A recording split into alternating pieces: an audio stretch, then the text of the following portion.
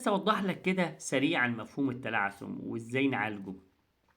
التلعثم ببساطة شديدة هو يعني الشخص بيبقى عارف عايز يقول إيه بس مش عارف يقوله.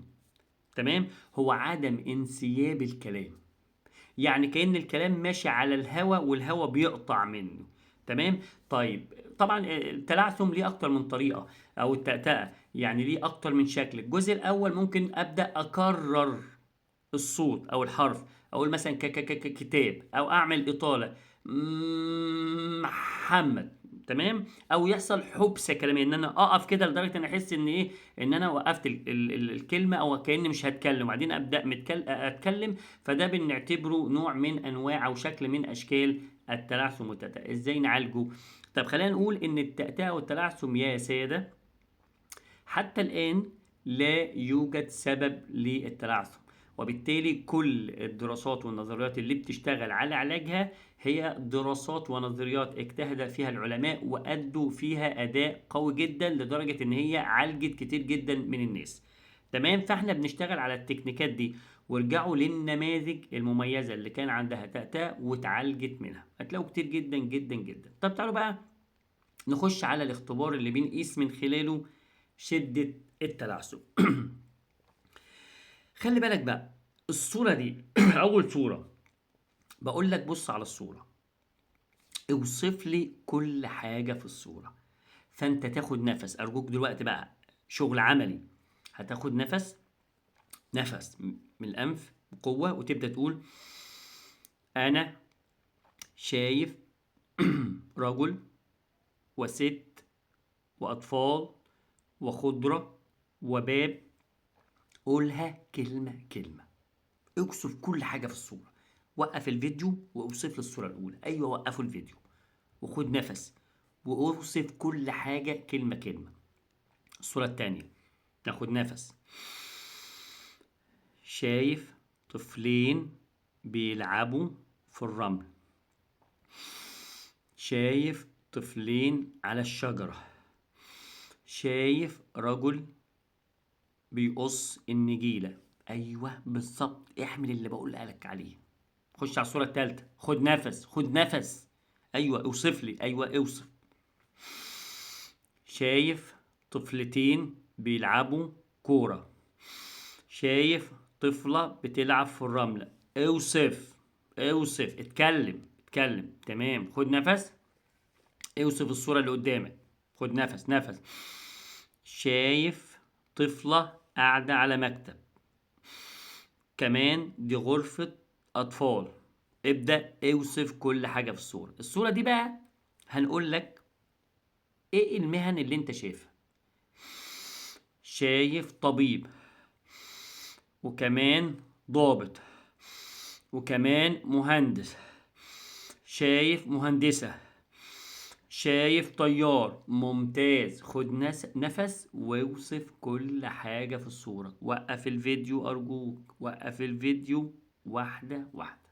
ممتاز. تعال بقى نروح على أهم الإرشادات. أرجوك لو هتشتغل معانا في الجلسات ابتعد عن أفلام العنف. الناس اللي بتلعب بعض الألعاب اللي فيها عنف وقف. ليه؟ أو طبعا ليه تأثير سلبي. ابعد عن المواقف اللي هتخلي تخليك تفقد ثقتك. ابعد عن المواقف اللي تخليك تتكلم بسرعة. اتكلم ببطء، أرجوك اتكلم ببطء. خليك هادي خالص. ما تستعجلش في العلاج. حافظ على ميعاد الجلسات اللي انت بتشوفها دلوقتي. أرجوك أرجوك أرجوك، لو بتاخد 3 جلسات في الأسبوع، فأنت بتاخد مثلا يوم السبت وبتريح يوم الأحد. يوم الأحد ما ريحوش، يوم الأحد اشتغل على نفس الجلسة بقوة. أعمل تنفس بالليل وتنفس الظهر وتنفس بالنهار. كل وقت اعمل تنفس، كل وقت اقرا، كل وقت اجيب المرايه، كل شويه اجيب التكنيكات واشتغل عليها. ممتاز. تعال بقى نروح للجزء ده.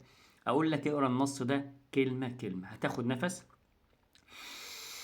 كان لدى بائع ملح حمار يستعين به لحمل اكياس الملح. النفس خلص. تمام، خد نفس تاني. إلى السوق كل يوم، وفيه أحد الأيام اضطر البائع والحمار لقطع نهر صغير. طب احنا هنا في النصوص عشان نشوف التلعثم عندك عامل ايه. البرنامج بتاعنا اللي احنا شغالين عليه دلوقتي، البرنامج ده علشان نشتغل عليه انا عامله للناس اللي عندها تأتأة شديدة. فلو ناس عندها تأتأة بسيطة او ضعيفة، الكورس ده او الجلسات دي هتبقى بالنسبة له ممتازة. هنقرأ النصوص دي، وقف الفيديو واقرأ كل كلمة مع النفس، كلمة كلمة. نيجي عند النص ده: ولا تمشي فوق الأرض إلا تواضعا، فكم تحتها قوم وهم منك أرفع، فإن كنت في عز وخير ومنعة، فكم مات من قوم منك أمنعوا. لما الصوت اللي انت بتسمعه ده نفس، خد نفس بقوة واتكلم كلمة كلمة، برضو نفس النص. تعال بقى نيجي عند النص ده، هنقرأ نقول: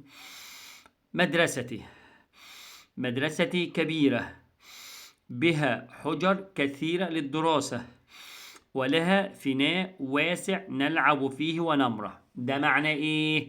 النصوص حضرتك دي كلها دي، وقف الفيديو واقرا كلمة كلمة كلمة كلمة، هتديك ثقة قوية جدا ان التأتأة عندك بقيت ضعيفة وبدأت نشتغل عليها بقوة. ده لسه ما اشتغلناش، يعني لسه بنقول بسم الله الرحمن الرحيم، اللهم صل عليك يا رسول الله. ركز، الموضوع ان شاء الله هيبقى سهل جدا جدا معاك. فحص جهاز النطق. اللسان عندك عامل ايه؟ لو حضرتك اشتركت معايا، ابعت لي فيديو بفحص اللسان، وابعت لي فيديو لفحص الاسنان، وابعت لي فيديو لفحص الفكين. هتقبله منك، هتقول لي انا مشترك معاك في طلاقة لعلاج التلعثم والتأتأة، وتبدأ تبعت لي الفيديو. طيب هنا بقى الصورة دي هوضحها لك كده، ده اسمه العالق. هل ده لما اروح بقى لدكتور جراحة ممكن يقول اللسان هنا محتاج يعمل نزيل العلق اللي تحت، العلق اللي انت شايفه ده، ده بص كده وريتك العلق تمام. العلق ده ممكن يعمل اعاقة للكلام، هو مش هيكون سبب في التأتأة والتلعثم، لكن مهم جدا ان احنا نشيل العلق ده. بس دكتور جراحة هو اللي يقول يا شباب، دكتور جراحة، سواء كنت طفل صغير او ولي امر او حتى شاب كبير، يبقى العلق هنا مهم جدا ان نشيله، لان ده بيقلل الكلام وبيعمل تقل في اللسان. الفكين والاسنان مهمين جدا. طبعا لو الاسنان مش فوق بعض ممكن نراجع طبيب اسنان بسرعه، راجع يا باشا طبيب الاسنان هيشوف لك الدنيا فيها ايه.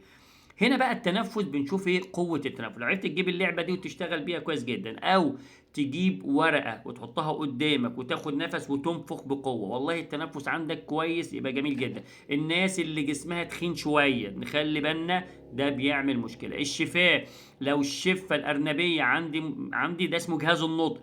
جهاز النطق الفكين والشفاه واللسان وسقف الحلق من فوق، لو في الرخو وفي الصلب، لو في مشاكل، كل ده بتعمل مشاكل. طبعا عشان كده افحص جهاز النطق. لو رحت عند متخصص وفحص جهاز النطق بالنسبه لك، طبيب متخصص وقال لك جهاز النطق بتاعك زي الفل، يبقى انت كويس جدا جدا جدا.